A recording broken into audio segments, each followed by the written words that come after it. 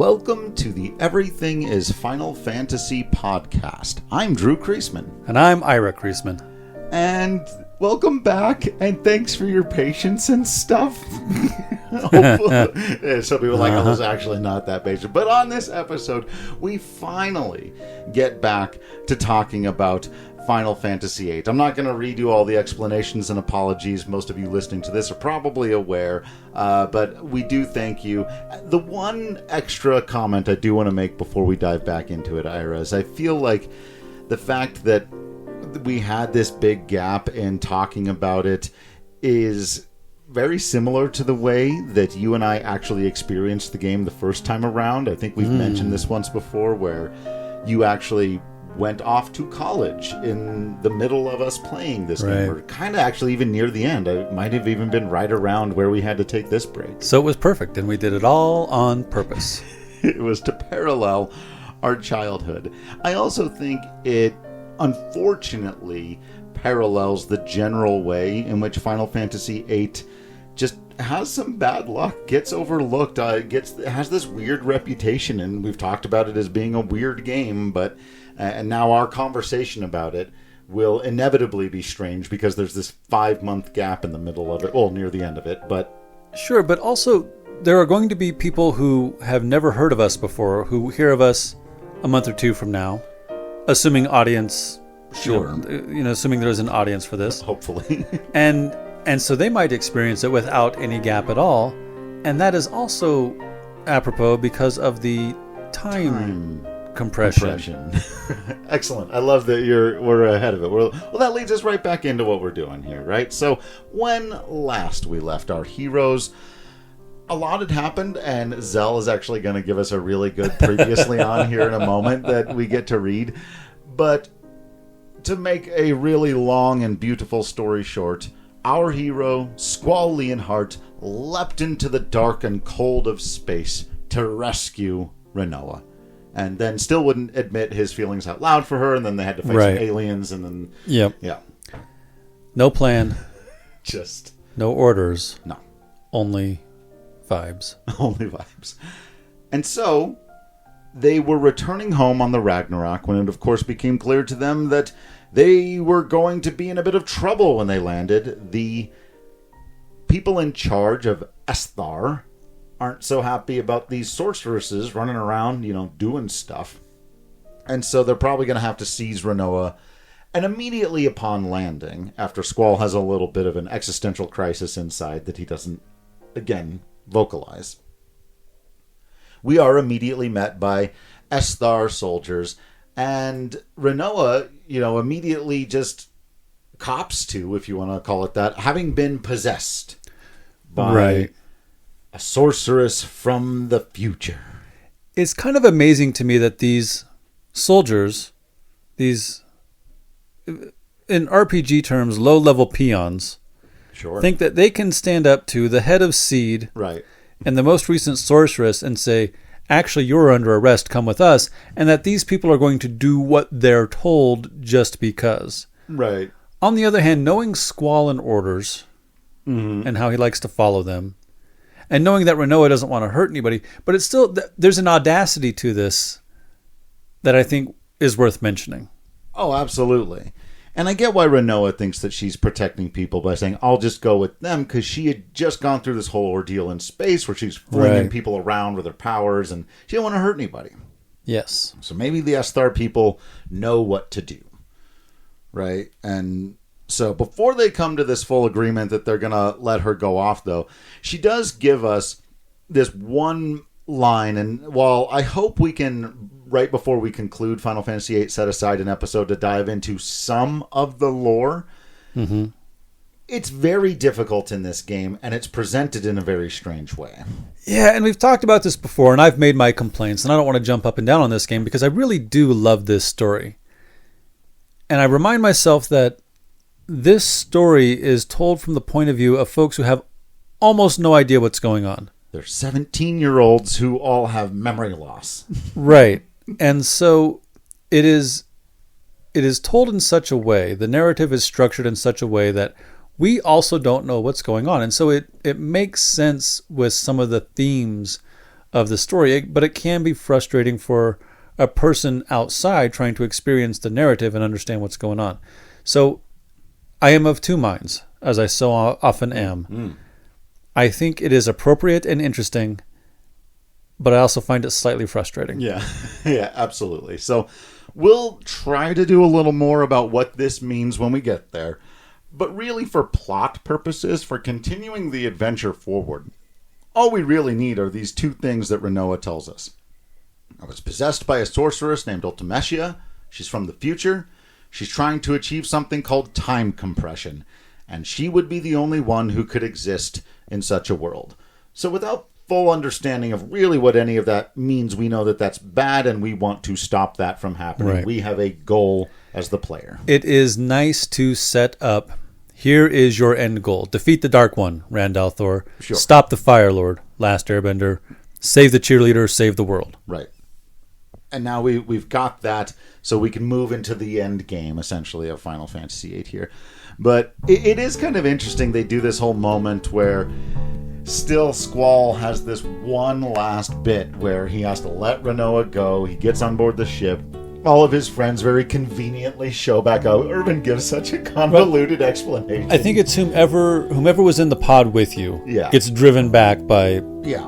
Like, okay, excellent, fine. Sure. And also, Alone is gone. Right. That's important to note. Right. Yeah, and he gets on the ship. He's by himself. He sort of stops and puts his hand on his head and looks out the window and then sits in the chair. And then everyone's like, all right, we're here now. Yeah. Everyone showed up. The team's here. Yeah. So, sure. And we're all going to, slowly, one at a time, chastise Squall for continuing to be such an idiot.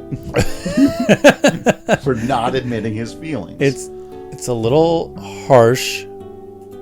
At the same time, yeah, come on, man. Yeah. You just spent the last however many days carrying Rinoa on your back. Yeah. Confessing to yourself that you love her. Yeah. One of the things I like about the physicality of this scene is that several characters, I think Selphie and Irvin, leave in the middle of the conversation. They've already decided they're going to move on. Right. Like, we're doing the next step, but Quistis and Zell are still there. We'll let Quistis and Zell convince Squall that this is the right thing to do. In the meantime, I'm going to go check the glove compartment for the keys to this thing. Right. I think she even, Selphie even gets the ship, going while they're in the middle. It's like, oh, and here we go. And we're off. Which is pretty great. And then, so remember now that Zell and Squall have not seen each other since Squall and Rinoa went up to space and all of that, right? Zell was down on the ground experiencing all of these events. Specifically to protect Matron. Right. So, I love that he says, we've got a couple of major problems down here, boss. So, here it goes. In my best Zell, I imagine he just blurts all of this at him as well. He does salute first, but I think his incident reports tend to be very lacking punctuation. I like that it starts with some big thing, which, to be fair... I mean, that's not an inaccurate description. Some big thing called Lunatic Pandora came out of nowhere. Came out of the ocean, but right. I know what he means. Matron couldn't achieve what she set out to because of it, which is okay. Matron's not a sorceress anymore. Matron gave her power away to someone without realizing it. And he's sort of going on and on, and Squall's like, yeah. Yeah, because we know, and Squall knows, but in his head, Squall's like, yeah, she gave it to Rinoa. Zell continues, oh yeah, and the Galbadian military is controlling Lunatic Pandora. They excavated it from the ocean where Esthar sank it years ago. And inside Lunatic Pandora, there's this thing called the Crystal Pillar. Very descriptive. He's a fan of the word thing. Sure. Again, also, now we're getting crystals. Crystals. Hey. See, I always say that there are no crystals in this game, but I'm always like, 6, 7, and 8, there's no crystals. I'm like, technically. It calls monsters from the moon. Zell, we saw that. We were there. The moon turned into an eyeball and then wept upon the earth. Yeah. So he goes, monsters came falling from the moon. Total panic down here. Well, sure. Yeah. It wasn't just the monsters that came falling down. Sorceress Adele came with the machine that can find her. I guess the stream of falling monsters engulfed the machine. Lunatic Pandora caught Adele from that stream. Dr. Odine thinks that might be Galbadia's true intent. So, okay, there you go. Thank you for that recap, Zell. Previously on Final Fantasy VIII. But then that does give us more tactile goal here, right? Again, yeah. We've set out the very specific goal: stop Adele, to stop Ultimecia, to stop the time compression. Right. One of the things that I think shows that Squall is getting there with voicing his thoughts and not keeping everything inside is that he immediately tells the team, so it was Rinoa who got the power. She's a sorceress. He doesn't withhold that. He knows that he can trust Zell and Quistis, at least, who are, I think the two were let by this time, like we said. Right. Irvin and Selphie have run off to fly the ship. But I love that he comes out with that and says, so she's an Esthar now, and that's when they all say, dude, we've of course got to go save her. And it's like, oh, I guess we do? It's sort of, it's back to, well, nobody ordered me to. Right. On the other hand, he's the one giving the orders now. Sid put him in charge. Right. So he's got to be the one to take the initiative, even if he's got to have his friends tell him to take the initiative. Right. Quistis does call him a fool, which I think shakes him a little bit to go, wait a minute. What he even says to himself a couple of times, what am I doing? Right. And it takes a certain kind of friend or big sister type to be able to say, hey, you're being silly. Yeah. And then, like we said, the ship just kind of takes off and Squall runs up front like, what are we doing? Well, we're going to save Rinoa, obviously. Right. Clearly. I do like that Zell and Quistis are like, oh, I'll bet I can just see Selphie in the pilot seat going, woohoo! Yeah. And then that's exactly what's going on. Cut to, woohoo! So we arrive at this sorceress's, what do they call it? Memorial, which is a little foreboding.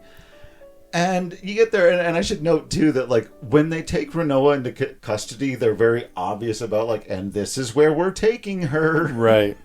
And then you get there, and the people are like, hey, what are you guys doing here? So is that...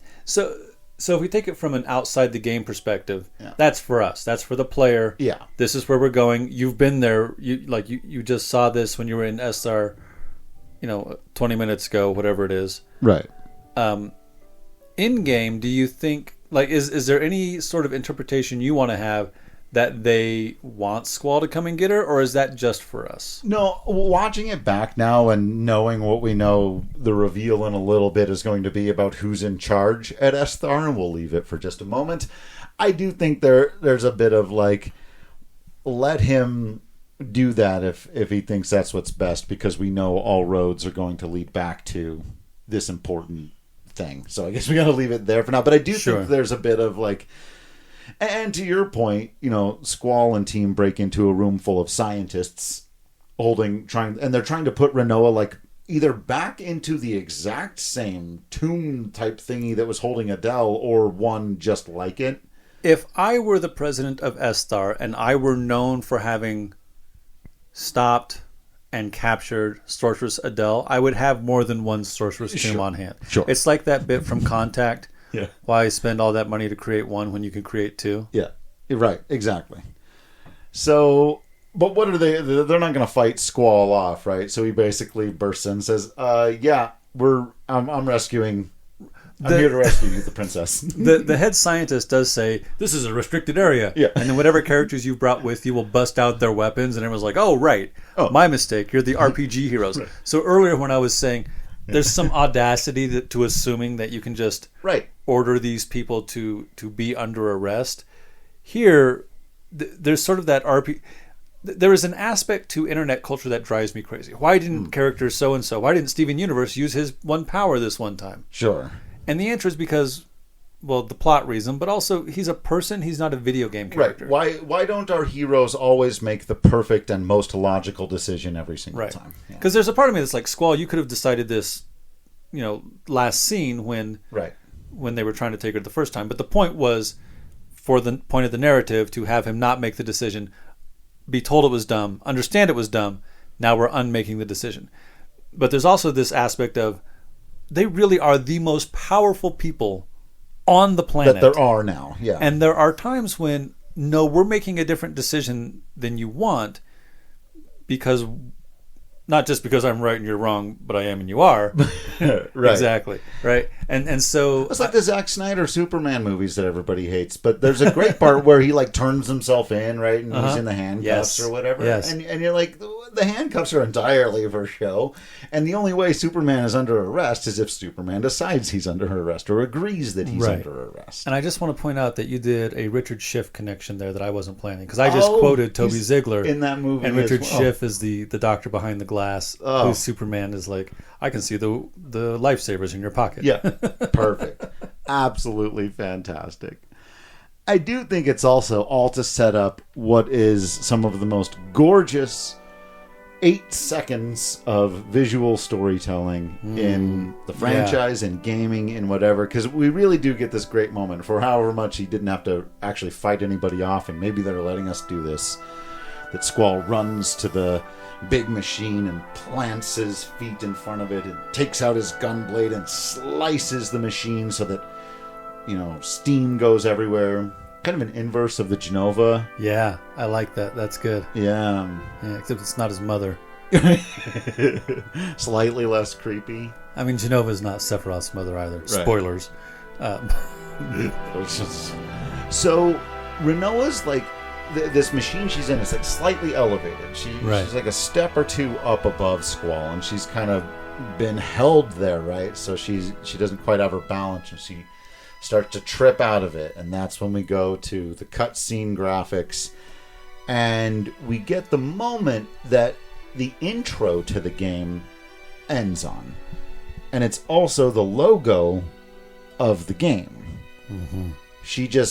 It's like a slight trip and fall. Yeah. She was maybe suspended in magic and ether and whatever. Yeah. And like she's catching herself with her feet. She's not going to fall on her face in this situation, but that Squall is there so that she can just embrace him enough that she doesn't fall at all, that she doesn't stumble, that instead of it being this like horribly, a horrible thing, it turns into this very graceful, beautiful, and then they just embrace, and it's there. And he finally actually embraces her. Not through astronaut suits. Astronaut suits? Yeah.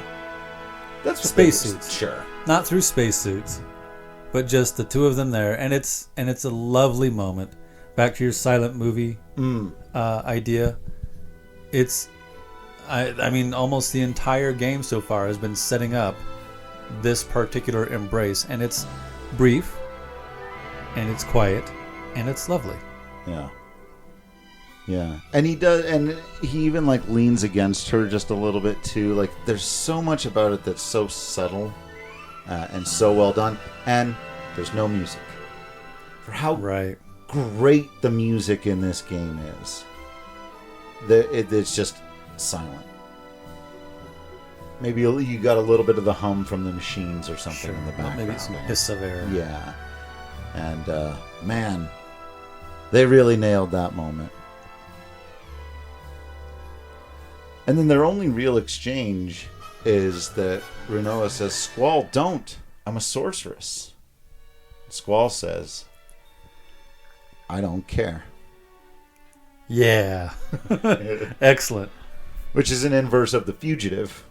I didn't kill my wife. I don't care. Yeah. It was a better route. I like this one. And I like that she makes this little confession, too, when they get back on the ship. And she's like, I was fully prered to do that. But now that you guys have rescued me, I'm really happy just to be back with my friends. Is that just okay? Nice. Yeah. It's like, I want to hang out with you guys. And we need to point out, too, whether or not we were allowed to do this, right? As we're leaving, the guards are standing. The guards who we have taken before and could take again. But before we fight them, that big presidential aide, who we've seen a couple times now, whose identity we're not sure of, shows up and doesn't say anything because his throat might have been injured 18 years ago or whatever it is. And he lets us pass. Squall does say something, or thinks something about, that guy looks familiar. I think I've seen that guy before. Yeah, weird. Huh. So back aboard the ship, a little bit more chastising of Squall. Quistis calls herself a avid Squall observer. Right. Yeah. Because he's not, everyone's like, okay, man, you kind of disappeared back into your head again. Hey, leader, what are we doing next? And she's like, he's probably worried too much about what's going to happen next. She has one of my favorite lines in this game or anything. It's just words to live by. Uh-huh. Which is that, can I get it exactly? Essentially, she says, oh yeah, here it is. If you think and worry too much, everything tends to turn bad. Yeah. Yeah. And you got to worry a little. There's a certain amount of, Scar. Be prepared. God damn it, Drew. There's a certain amount of wanting to be prepared. Yes. We've said it over and over again. I've said it over and over. This is the theme. I think there's an old line. I can't remember who I got this from. If you look at an author's writing and you start to see the things that they write about more than once, over and over again, that is their overall theme. Yeah. I think for me, having listened to our podcast from time to time and examined my own writing, I have said it before. I will almost certainly say it again, but we only have now. You should be prepared, and you should learn from the past. But if you worry too much, everything tends to go bad. We are living right now. Live right now. That said, Zell of all people reminds us. Thank you, Zell. We do have to decide what to do right now. to your point, it's like, yeah, but now is next. Next is now. What do we do next now? Sounds like time compression. Yeah. I was going to say sounds like Spaceballs. What part of the film is this?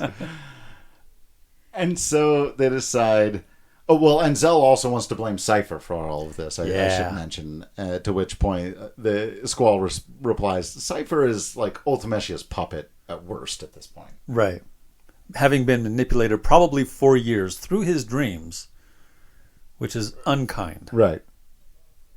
And then back to your point about these being very young and not always the brightest or most worldly of people, I love how simply Zell boils down the concept of defeating a powerful sorceress from the future who can possess people. And, he's just like, let's go kick her ass. Like it's a WWE match or something. So, yeah, we're seeds. We're here to destroy sorceresses, right?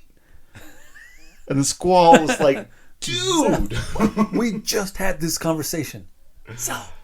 And I love that that's not explained, and Rinoa doesn't say anything. Squall just yells his name and they move on. But they do decide that the best place to go right now, especially because Rinoa's not too keen on the idea of being around people, who knows when she might be possessed again by this sorceress from the future. So maybe going right to the middle of town somewhere is not a good idea. Right. But we know no one's out at Matron's old house, at the orphanage. It's all abandoned and stuff. So it's in shambles, they say. Shambles. It's a better word than stuff, probably. I keep saying like, man, every time I listen to our podcast. Why does he keep saying likes? Zell says everything is a thing, which isn't, again, not incorrect. Not wrong. So when we arrive at Adia's house, first thing we see is the puppy dog. Angelo's there. Angelo's here.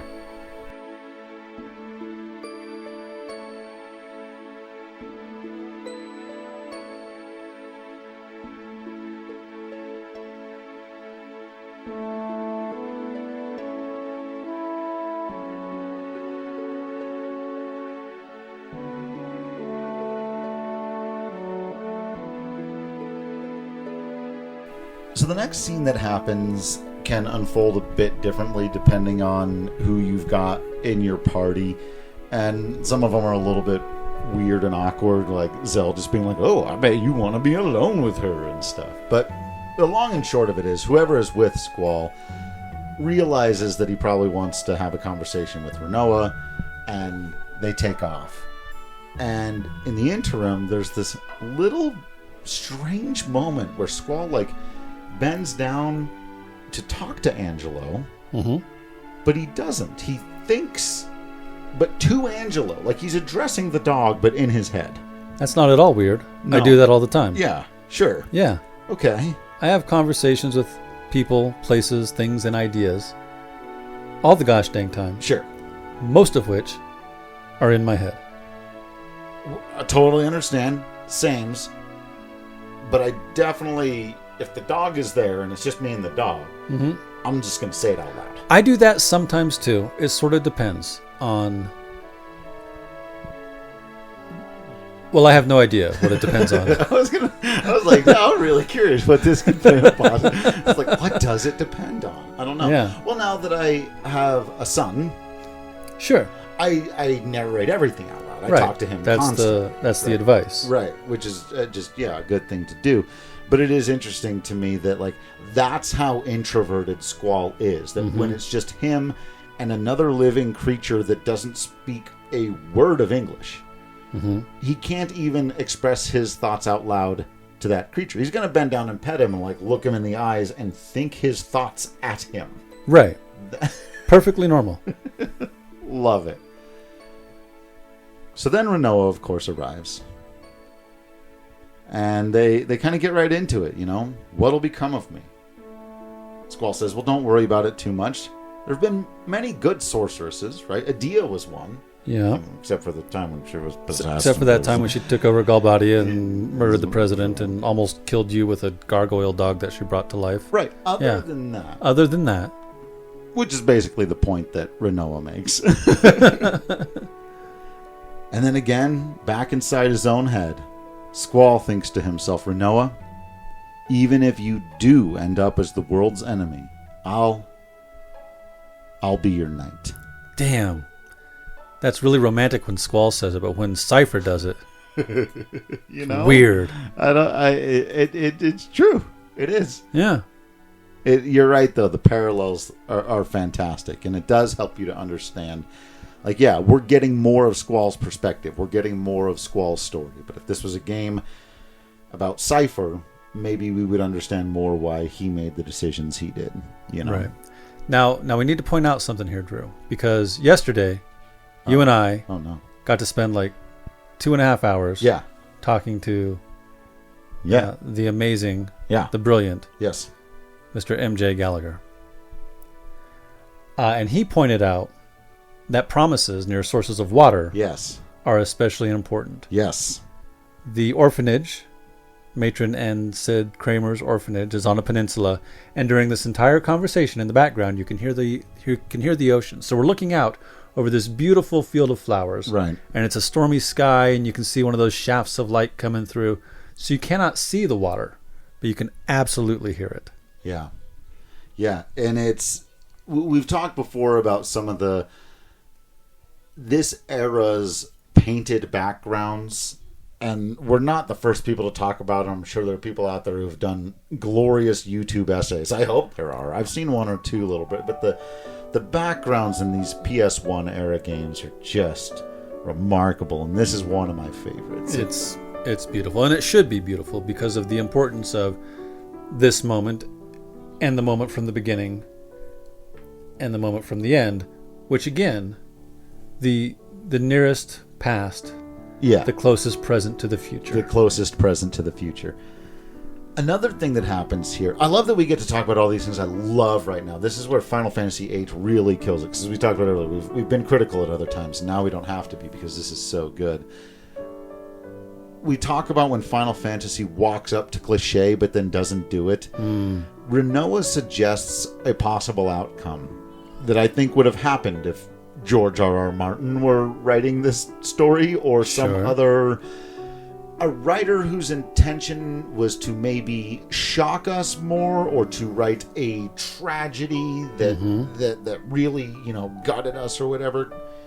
Because she suggests that if she does become an evil sorceress, well, the people in charge of taking out evil sorceresses are, of course, Seed. Right. And the person in charge of Seed is, of course, Squall. Right. And so she says, Squall's sword may pierce my heart. Oof. But I love that in Final Fantasy, we basically get to imagine that horrible tragedy and sort of weep over it on the inside. But then it doesn't happen because these are games about hope, spoilers or whatever. But we're not. We're not. The final boss of this game isn't going to be Rinoa. There is often tragedy in Final Fantasy. Yeah. And we've talked about some of it, and we'll talk about more in the future. But I like that. You're right. This could have been extraordinarily tragic. And there is an unfortunate trope, a pattern of in speculative fiction of women gaining great power, Jean Grey with the Phoenix, for example, and then having to fight her friends. As though women can't handle their power. Yeah. And I'm not sure I'm being entirely fair. I haven't done a full literature review or anything. But I like that even Adia, right, in having been possessed by Ultimecia from the future, had a handle on it to some degree, was able to push back in some ways. Yeah. Enough to set up Seed to take her down if necessary. Right. So I don't like that trope of, well, when women gain power, they're so hysterical that they have to be fought by their friends and possibly killed. But I understand it from if you want to tell a tragic story, then you make friends have to fight each other. Right. So as I've already said, I'm of two minds. I think you're right. I think it's nice that here we get to imagine that awful future and then avoid it. Yes. And Squall says immediately, yeah, I'm not going to do that. That is never going to happen. that sword through the heart thing. It's not like or to bring back, you mentioned Jean Grey, right? Like literally the Last Stand movie, spoilers for that one or whatever. And tragic, and that movie wasn't particularly great, but I thought they did this part of it fairly well, and Wolverine's got to do the thing. And yeah, that's rough, and you understand why, but still I love Squall just being like, nope. Never, ever, ever gonna happen. I will find a different solution. And that's basically what he says. I'll come up with something. She goes, okay, I trust you. And I love this too, that she says, until you find a way. Because there are two pieces of music on the Final Fantasy VIII soundtrack. One is called Force Your Way, and another is called Find Your Way. Force Your Way is the name of the boss battle music, right? Find Your Way is that beautiful piece of cave music that's been played on piano. It's so good, right? And I love the slight difference between those two concepts of nice. How are we solving this problem? Are we finding a way? Are we forcing a way? Yes. Yep. Uh-huh. She says, maybe I should stay in Esthar. Squall says, no. We just did this. I can rescue you again. Yeah. It would just be a constant state of me.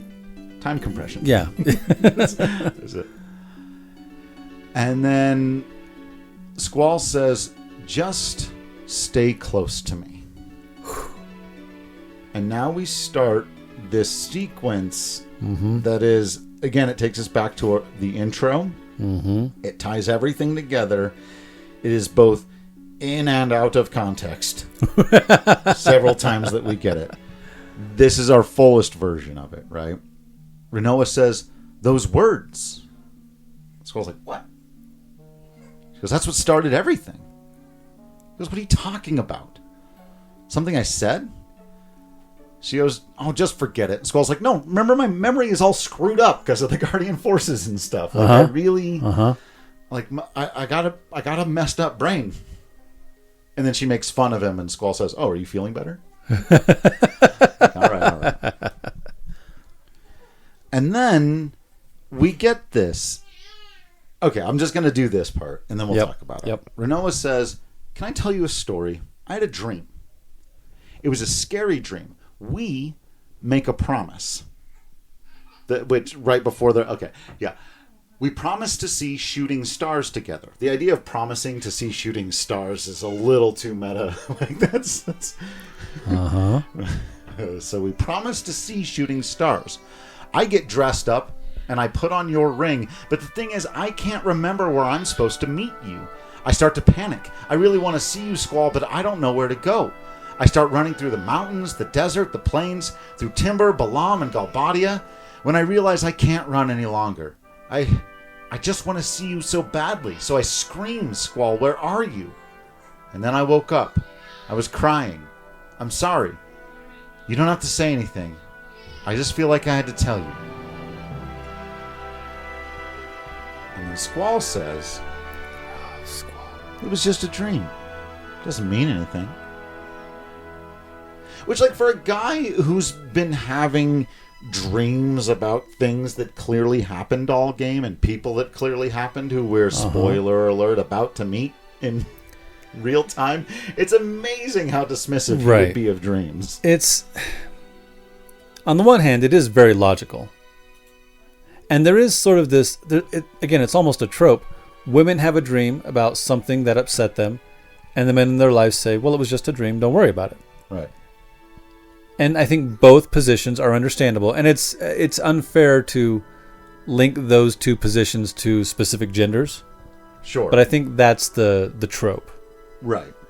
So on the one hand, he's right, it is just a dream. On the other hand, this is a Final Fantasy game, it's not just a dream. There's no such thing as just a dream or just a promise. Right.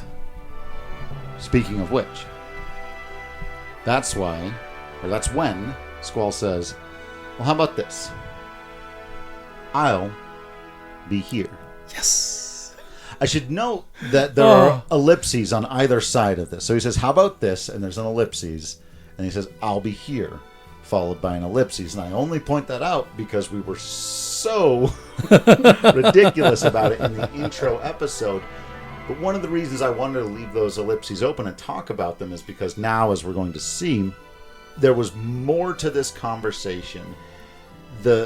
What we get in the intro is parts of this conversation clipped out of time. Remembered from the future. Right. Yes. So he says, I'll be here. And just like from the intro, Rinoa says, why? Why? And then we get something that we don't see in the intro. Here's more context. Squall says, the reason why you couldn't find me was because we haven't promised yet. So just a second ago, he was like, that's a stupid, dumb dream. I was like... But in case it's not. I'm going to fulfill the promise of your dream and the promise of the intro to the game, the promise of the conclusion of the game. Spoilers, not really. You know how these things go. I'll be here. Why? Because I'm making you a promise now that we had not yet made. This is the moment in time, Rinoa. This is the promise. And she says, promise? He says, I'll be waiting for you. If you come here, and this is directly, we get this whole sentence from the intro, right? I'll be waiting for you. If you come here, you'll find me. I promise. Yes. Perfect. Yes. Final Fantasy VIII. You're a genius masterpiece of a game. Oh, God, I love this story. So it's good. so There's good. nothing wrong with it. Absolutely beautiful. Oh, my God. And she says, I'll be here too. It's a promise. Thanks, Squall. Next time we'll meet here, for sure. And it just... And I don't know if the first time I played the game, I fully connected it. I've said a couple of times, I hope, and again, worth repeating. I do think 8 is the game that tends to be the best the more you play it, the deep, because of some of the messiness we talked about. You're not so busy trying to unpack everything. You can feel this moment because you know the intro by heart in 2024. Right. So when you finish it and you immediately go back to the beginning. Oh, that's the promise. Right. So then Zell runs over and interrupts. Look, it's important. He wouldn't run over it. He's the one who made the new ring. He gets it. Right. He wouldn't interrupt if it weren't important. Probably. And it turns out there's a new bit of information. There's an emergency going on. Radio contact from Esthar. They have a plan to defeat Ultimecia. Excellent. Find a way. Find your way. Force your way. Yep. Yeah. Squall supposes that it might be a trap to get Rinoa back. That's a fair thought to have. Sure. But then Zell says, "Oh, The guy I spoke to on the phone, I guess. He doesn't say that. I don't know what the... Well, it's a radio transmission. We haven't been able to get radio transmissions. That's right. We had the whole thing with the radio needle at the beginning. Yeah. See, you're paying attention over here. Well, and we couldn't have radio transmissions because the tomb. Right. But now the tomb's gone. Right. It's been 17 years since we've been able to talk by radio. But the guy we were talking to by radio, Zell says, his name was Kyros. And I like that for a minute they're like, same Kyros? You think it's the same Kyros? It's like, how many Kyroses have you met? Even in this world, how many Kyroses have you met? Sorry, it's fine. So Squall says, all right, Kyros, I suppose, is in Esthar's presidential palace, and he wants to hire Seed, so I guess we're going to go right back to the place that we just escaped from. Right. Which is back to your thought about, did we really have to escape? Right. Or who was that Did for? those guys go there with orders of, if Squall says no, don't take her. If he says yes, take her, but do it slowly. Yeah. We're going to slow roll this and whole announce thing. Where you're going. Leave the door unlocked. Nudge. What? Do you remember that Monty Python bit? Give him a nudge. Give him a little wink. Bit of a nudge. Stealing the sorceress, if you know what I mean. You know? Ay. And then, never short on exposition, before we can leave, Sorceress Adia. To be fair, it is her house. It is her place. She should get to be there. And I gotta say, does she just not have any other clothes? Right. I'm wondering why she hasn't changed back into her old matron getup. I will say, though, it's a pretty good look. It's a good look, but not necessarily for going back to your little cottage on the peninsula that's... Well, I guess because it's falling down. Yeah. Maybe it's still a good look. Right. And my guess is the answer is because there's only so much memory on a compact disc. That's probably the reason. That's what CD stands for, y'all. Sure. Compact disc. Yeah. But it does make me wonder, like, could Sid not run back to the garden and pick her up a change of clothes? Right. Could the white ship have not stopped by? Surely we could have done that. Right. Right. Though, again, nobody in our party has changed their clothes all game. Which is a fair point. And so, like I said, this feels a little bit like they weren't quite sure where to put this explanation. So they just have her show up and say it, but whatever. As we've said before, sometimes in Final Fantasy, or fantasy in general, someone just has to show up and tell you things. And this is actually very interesting, though. She mentions that she became a sorceress here when she was a child. 13 years ago, she encountered a sorceress who was on the verge of death, and she received that sorceress's powers of her own will. Because the children there, Squall and everybody, Alone and Zell and so forth, were afraid of this sorceress. And that turned out to be what she calls the beginning of my painful story. Right. So we do need to say, she wasn't a child 13 years ago. She got her powers first when she was a child. Yes, sorry. And then specifically, in sounds to me like in defense of her children, who she's taking care of, she took on the power again. Right. To protect them. Right. Because her whole thing is about protecting from the sorceress or any evil sorceress, any sorceress trying to do harm to the world. That her job is to protect against that. And now all of a sudden she's got to do it very specifically and very immediately to protect these specific children who she is taking care of and who she loves. Right. So this was not, we talked about like, what, Sid and Adia, what was your plan? Yeah.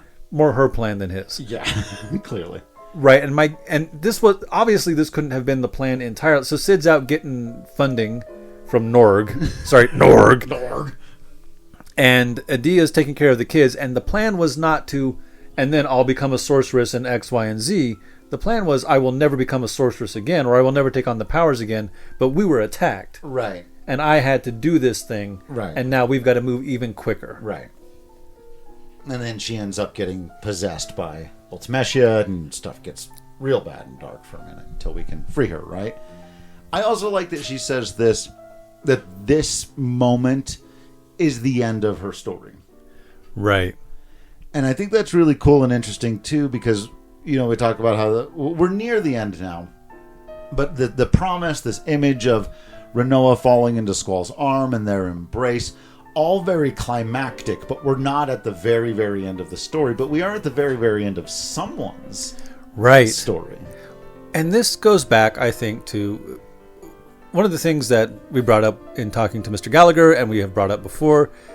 Final Fantasy is really good at leaning into its own mythos. Yeah. And so in 4, there is a passing on of responsibility from father to son. From generation to generation. Lunarian to children. Yeah. In Final Fantasy VI, from Meduin to Terra. In Final Fantasy V, the Warriors of the Dawn to the Warriors of the Light. Right. And so on and so forth. So I like that too. It also parallels Final Fantasy X. Listen, this is my story. This is my story.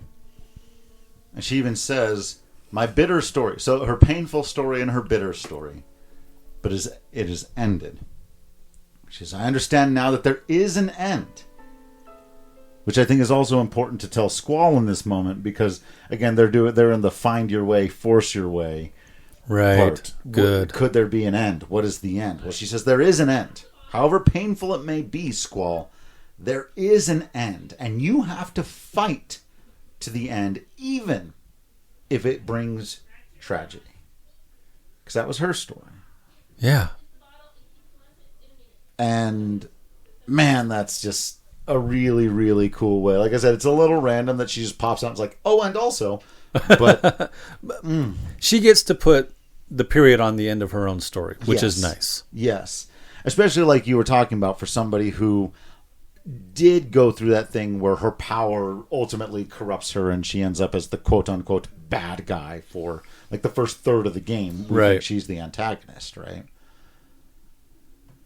So the party decides, okay, gotta head back to Esthar. That's the thing to do.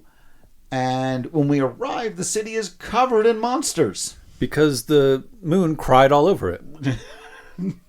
Duh. The lunar cried, the lunar wept, the moon wept upon Esthar and the world, as Zell just explained. Right.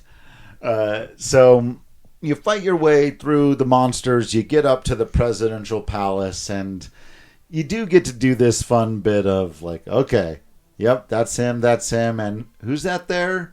Standing in the back with his back turned to us in his blue shirt with his long black hair.